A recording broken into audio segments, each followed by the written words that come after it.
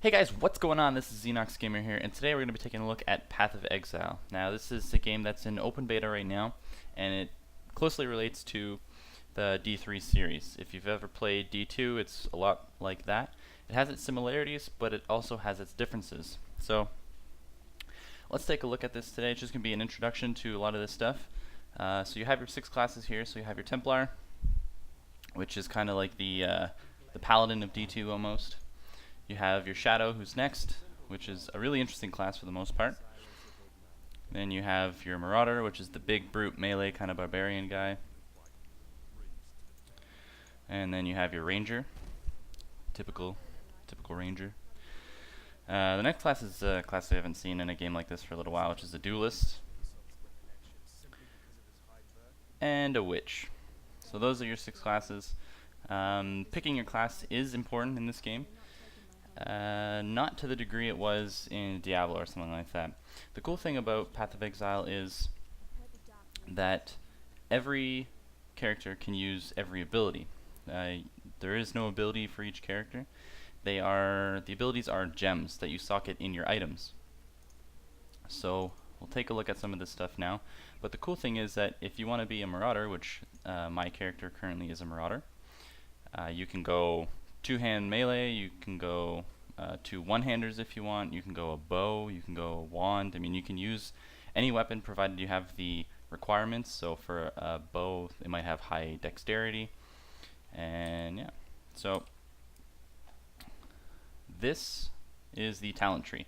Now the reason why this is important for picking your character is because if you are a Marauder or a Templar or a Witch or wherever, it depends on where you start in the talent tree. Now this thing is completely huge. There is a ridiculous amount of nodes and a lot of build options in this game, and that's what makes it very interesting. So being a Marauder, you would start here, and you have 2 different build paths you can go. I chose to go with the life route, and so far it's working out very well. I am a melee ground slam Marauder, which is a pretty cool ability, but for the most part, I am melee. Now, if you pick something like a Templar, you'll be starting up here, and a Witch, I believe, starts right here. So you have a big impact on where you start in the tree. Now, you do have quite a bit of points, as you can see. I mean, you can make your way through most of the tree here with where you are. So you can get to a lot of the important things that you need in your build. But the one interesting thing about this as well is that you can't actually just get any point you want no matter where it is. The thing about this is they actually have to be linked to where your starting position is. So you can't just pick up something in here without actually having the talent points linked to that particular one that you're looking for. So this creates a lot of depth and diversity in characters and builds, which is very important for the game to actually survive. And so far it's it's kind of hard to get into it because there's so many things to look at. So what I've just done is followed a build that I found online. It seems to be the easiest way to start off, just because it gives you an introduction to the game, the class, the build, all the nodes and stuff like that. So you get a feeling of what you're doing, what's going on, and all that kind of stuff. So that's the talent tree. So looks very similar to D3 or D2 or whatever. You have your life on one side, your mana, if you want to use that. Here's the skills that you end up using, your flasks, potions, and all that kind of stuff, and then your XP bar. So the UI is very clean. You have your map, and that's pretty much about it.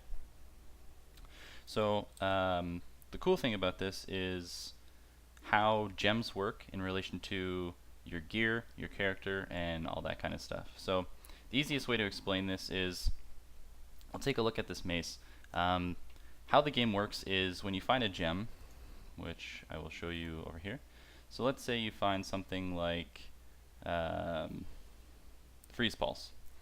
Okay, so this is a blue gem, which in order for you to use it, you need to socket it in a blue socket. And this gives you the ability to have Freezing Pulse, which, as you can see here, an icy projectile which has a chance to freeze enemies it passes through. The projectile fades quickly, reducing damage and freezing chance until it runs out of time and dissipates completely. So that gives you a skill. So there's a few kinds of gems. There's skill gems. There's things like a support gem, which comes into play in a sec here. I'll explain how that works. There's things like auras as well. So something like hatred is an aura, grace is an aura, haste is an aura. And how these work in conjunction with the sockets, and as you can see here, the links, is, for example, this is Ground Slam. This is my main ability that I have. Now the cool thing about this is a 5-link mace. Now how this works is I have my Ground Slam, I have it linked with a melee physical damage modifier, which is a support gem. So it doesn't do anything unless it's actually linked to an ability. Then I have it also linked with Life Leech and added fire damage, so it converts some of my physical damage, or it adds some of my physical damage, sorry, as fire damage. And then I have faster attacks, which just increases my attack speed. So the links play a very important part in your abilities. So having something like a 5 or 6 link, if you can get a 6 link, is very beneficial because it gives you the max number of support gems to boost your ability. That's basically what they're for. So this is my Ground Slam here. So as you can see, it lists all this stuff. It gives you a DPS, the mana cost, your attack time in seconds, gives you a description of how the ability works, and then it tells you what it does. So you can see the 42% increased attack speed. That's from that green gem that's up here. Then I gain 1 life for each enemy hit, which is from some of my gear. My life leech is in there. It has the fire damage, as you can see, and then the physical damage number, and then the total DPS at the top. So having something like a 5, 6, or even a 4 link, if you can get stuff like that, really add to your abilities, because you can add things like more melee physical damage, you can get your life leech, faster attacks, and there's a lot of other ones as well. Now, something like auras, where grace gives you additional evasion rating, or anger gives you additional fire damage. Those are very important to run because they also boost your character's defense as well as their offense, depending on the auras you run. Now there's quite a few auras you can run, and basically having a group with every aura you can find is amazing because your damage goes up quite a bit and your defense goes up quite a bit. Now there's other things you can use as well, which is this is a support gem. This is a reduced mana gem, and this reduces the mana cost of your abilities. Now, for my character, I am a health-based character. I actually don't have mana, and I spend life in order to use my abilities. So having a reduced mana is great because I will show you how the abilities work here, just so you can get an idea of what I'm talking about. The visual is always a little bit better. Alright, so this is an aura that I'm going to run, and then this is the fire damage aura that I'm going to run. Now your auras are going to be up here, so you're going to see all the auras you have. It does have a visual on there as well, but the thing about this is that as you can see on your left-hand side, it reserves the mana or life cost, depending on how your character is built, already for you. So you're always going to have that aura up no matter what, and it reserves that life or mana appropriate to what the cost is. So having something like that reduced mana gem actually reduces the life it takes for me to use these auras, which is very important. Now the other cool thing about this is even though you can only see so many skills down here, you can use a lot more. As you can see, my grace and my anger aura aren't actually on the bar anywhere here. They are in the list of abilities that I have, but you can cast things like auras and then switch them out for abilities that you actually are going to be using. So you have things like my totem here, my R is actually a curse, and that's another thing that's really cool about this game, is that you can actually curse, and a lot of them do different things. So mine gives me life leech and mana leech and all that kind of stuff, which I don't use the mana leech, but it's very important. So it curses them. So you see the icon on there, and it applies that curse to the enemies that are there. So that's something else that's really neat as well. So that's kind of how the abilities work, how the talent tree is, and the items and that sort of thing. So the items also have their properties as well. So my mace, for example, has the increased physical damage, the strength, the accuracy, a lot of that kind of stuff. And that plays into the damage and the tankiness of your character. For example, as you can see here, you do have a character chart which gives you the number of primary stats you have. So I have 468 strength, which strength converts into life and 1% melee physical damage for every 5 and 2 for every 1 life. Then you have dexterity, which is accuracy and evasion, and then you have intelligence, which is mana and energy shield.